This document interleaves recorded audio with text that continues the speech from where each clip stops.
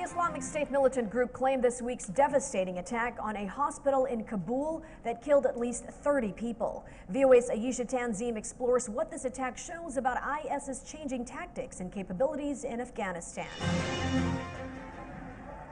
The attack in Kabul this week was different from Islamic State assaults in the past.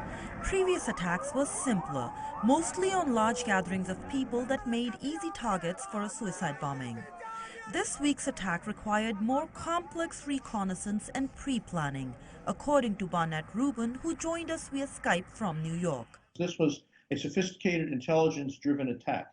It shows that they were able to reconnoiter the hospital very well, to figure out how to get into it, to smuggle all of the explosive material into Kabul, to be able to set up, have a safe house where they could set up everything. They obtained the proper clothing in order to disguise themselves as doctors and so on.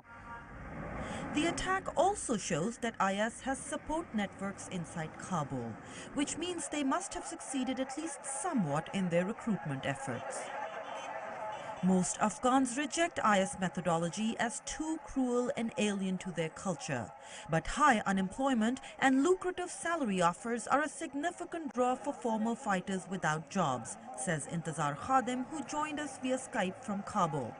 In Middle East, you see that Daesh is giving food for war. In Afghanistan, they're paying high prices for any warriors they are joining this group. They're paying high wages for their fighters who are grabbing guns and fighting for them.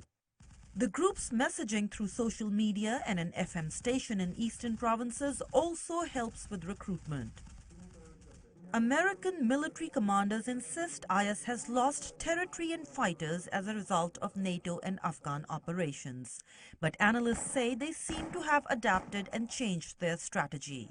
On the other side, the threat of IS may be leading regional players like Russia, Iran and others to get the Taliban on board for a political settlement.